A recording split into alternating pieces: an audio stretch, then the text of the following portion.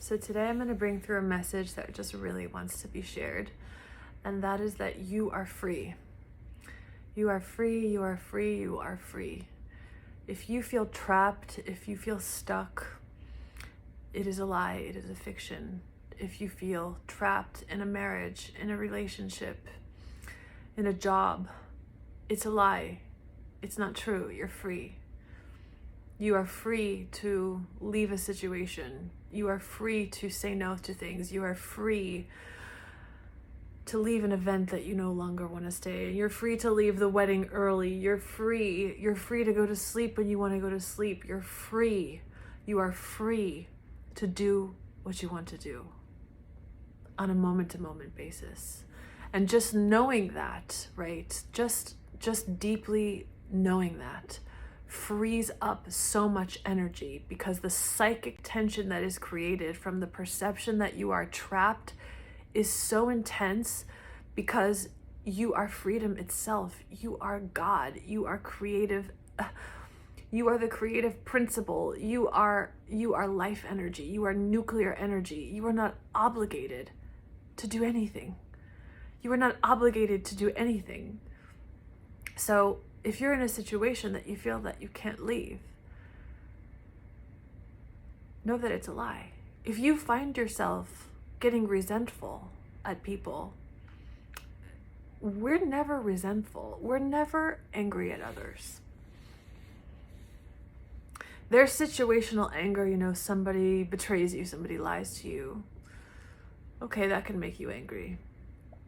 If you choose to be in a relationship with someone you know is a liar and they lie to you, you're angry at yourself because you haven't given yourself the freedom to realize the choice to go elsewhere.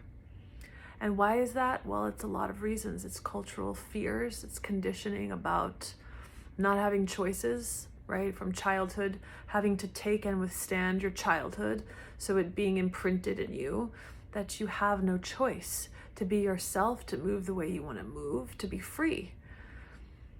The truth is that you are free, and all healing, right, on a physical and on an external situational level occurs when you allow the soul to express in your life.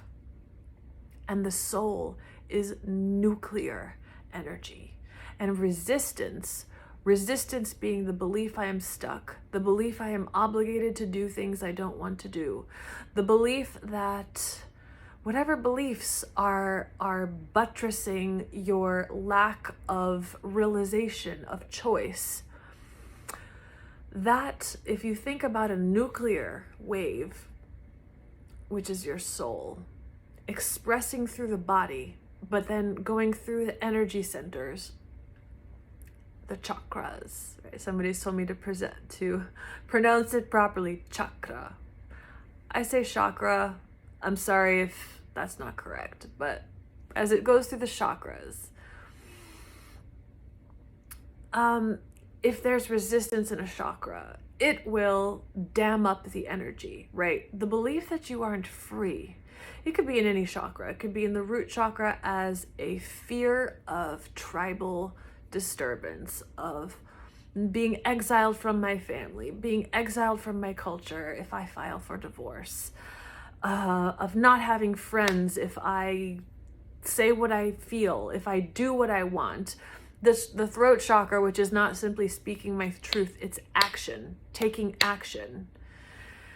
If you don't take action on things impulses that are occurring to you, or alternatively, if you take action on things that aren't occurring to you, but are rather occurring to somebody else's mind, and you're simply calibrating to their mind and therefore living their mind in your body. Of course, there's a part of your mind that resonates with the part of their mind, but sometimes a person can become ill because they're not thinking. They're just allowing conditioning to create an automaton of resistance. So if you are not alive to what is real for you, the impulse that is real for you, being who I want to be with right now, what I want to do right now, what I want to eat right now, the fact that I want to sleep in my own bed tonight, even if I'm married, the fact that I don't want to go to church today, whatever the case may be, the fact that, oh, I promised I'd go to a wedding, but I'm at the wedding and it's only 10:30 p.m., but I want to leave. People put themselves through so much unnecessary trauma and resistance because of this mental fiction that we are obligated to do anything, and we're not. And people are so afraid that if you leave behind obligation, then, oh, that's being selfish, that's not taking the tribe into account, that's not, but actually it's the actual literal opposite, because first of all, you have this nuclear energy trying to manifest through you, but yet instead of allowing that to manifest through you, you are becoming a puppet to somebody else's thoughts, somebody else's expectations.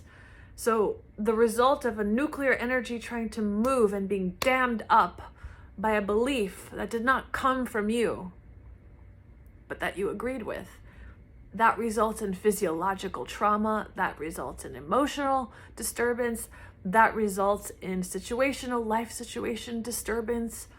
And so I just want to energize this idea. You are free. I'm free to say chakra and not chakra. I'm just kidding. But I'm trying to make a point, right? I'm trying to make a point that we put ourselves through so much guilt and shame and physiological abuse because we feel obligated to perform in a certain way. We feel obligated to perform in a certain way, but yet we are literally the freedom and the creative principle. We are God. We are God manifested as this unit of consciousness that is being pulled by our higher self into experience and our desires that are in our hearts are for ours and others' highest good. When you are in alignment with your soul, that is the maximal service you can offer to another, regardless of how they emotionally react to you. Every person in your life could hate you for what you do or who you are. It has nothing to do with you. It has nothing to do with you. But yet on some level, whether they know it or not, they deeply love and respect what you are demonstrating, because that's what everyone wants, because it must be true that everyone wants that, because everybody is God expressing as an individual, and that is nuclear energy. And everybody who is not expressing as that nuclear self is suffering. And nobody wants to suffer. So when you demonstrate, I will honor my biological rhythms. I will honor that I'm not going to force myself to stay out longer than I want to stay out. I'm not going to force myself to have an alcoholic drink if I don't like alcohol. I'm not going to force myself to have a political conversation if it makes me nauseous. Right? I'm not going to force myself to do anything. I'm going to listen to what is real for me. And that is a practice that is very practical, because it's moment to moment to moment to moment. And it's as simple as, oh, somebody calls me on the phone and I don't want to pick up, so I don't. That's really not what I want to do. I told a story in another video that was so powerful. It was so powerful. It was somebody asking the teacher Abraham Hicks a question about, she said, how did I attract this? I woke up one morning and I was really off. I didn't feel like walking my dog. But my mind said, oh, but you have to be a good dog mom and you have to take care of your baby. And so she did what her mind told her to do. She walked her dog and she meant well. And she ended up walking into a gun shooting and witnessing 2 young policemen get killed. And it was traumatizing to her. And she said, how did I attract that? And what Abraham said was, you're not going to think this is where we're gonna go. But where we're gonna go is that when you woke up that morning, you didn't feel like going for a walk. Why? Because your life force is aware of a bird's eye view of your life and is feeding you real impulses that would serve your joy and your well-being and your evolution. And although everything serves evolution, because after having that experience, she asked a question that gave her a remarkable answer, which was, it matters what I feel like doing and what I don't feel like doing. It matters that I realize consciously that I am free. I am free. You know, and it's hard because we are so easily controlled by guilt. It's understandable, right? I have a dog. I remember going through a part of my energetic awakening where I couldn't take care of my dog and my then partner was never around. I couldn't get up out of bed because I was so dizzy, and I remember feeling sad, feeling like, oh, you know, like my poor baby, she needs to go for a walk and she needs exercise. And okay, so she peed in the house a few times, right? She pooped in the house a few times, and that was that. But meanwhile, I'm lying there ridden, you know, with guilt and shame and sadness, but my dog just peed and pooed probably in the fireplace and like moved on with her day. And so it's like, that's just one example. I love kind of extreme, exaggerated examples, amplified examples of an idea, of a principle, like that story about the gun shooting, because it really illustrates how, you know, we take something like that as being so normal, right? Oh, I just don't feel like it, but I'll make myself do something that I don't want to do. We think that's so normal because we've been so conditioned to go against ourselves, whether it's from simply being a child and not having options because you're a child, and then believing things we hear in our culture, believing, one major thought is men have needs, right? I was in a relationship where I didn't much feel like having sex ever. And guess what? At the end of the day, when I found out what was going on with that person, it was totally clear to me why I had no energetic attraction to that. Yet women would tell me in my ear, well, you're going to be a good wife, right? You men have needs. And it's like, no, I'm sure they do, but it's not my obligation to fill anybody's needs. It's my obligation to be attracted to what I'm attracted to and not force myself to do things I don't want to do, and to honor the fact that what I'm not attracted to is for a very good reason that I'm aware of on some level, that I might not understand mentally, but that I'm energetically aware of, and I will honor that. That's my job, is to honor myself. And that process of honoring that in my life, no matter what people thought about it, no matter what my hereditary thinking, my parents and grandparents' thoughts, which I was aware of, no matter what those opinions were, I was completely unable to go against what was real for me. And that brought me a lot of clarity and freedom. I freed myself to honor myself, and I got out of a situation that, in hindsight, was really dangerous. I didn't know it at the time. I knew it on some level. I knew it energetically. That's why I didn't want to interact with it. But I just tuned out the whole world, and I was like, I don't care what anybody thinks. Like, the idea of staying around this energy in any way, shape, or form makes me physically ill. It's not happening, right? It took me a while to realize that I have a choice, right? I have a choice to move out, to get a divorce, to, it's like, I am here as a messenger to tell you, you don't need things to get so bad, right? I had cancer.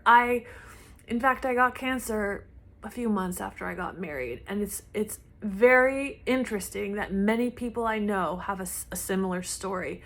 They go into a situation that doesn't feel true to them, whether it's because for a shallow reason, maybe they go into a relationship for external reasons to make your parents happy or whatever the case may be.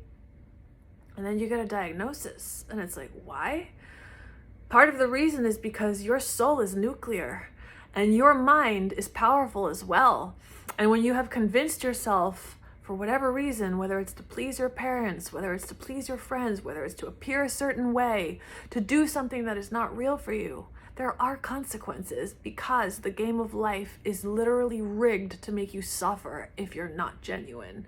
Not because you deserve to be punished, because you want more than anything to realize the godness of yourself and to express that in the physical world. That is what you want more than anything, and any repercussions that you acquire on the journey to getting there are worth it. But I want to tell you, right? I want to energize the idea. You don't need to let your body break down. It's not necessary. And I don't want to make anything wrong. Disease isn't wrong. Nobody's wrong. Nobody has failed for having any experience. But I want to energize and help usher in an age where, by being genuine to who we are, we live with more ease, with more health, with more vitality, with more wealth, with more everything that is an expression of our intelligence, creativity, and abundance. That's what I'm not trying to make anybody wrong.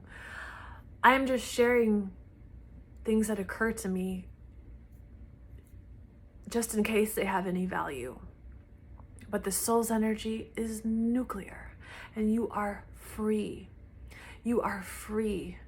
And when you express who you are, what is possible, because you are infinite intelligence, when you anchor infinite intelligence into the physical world, you reprogram the physical world with creative energy. Karma is just the absence of presence.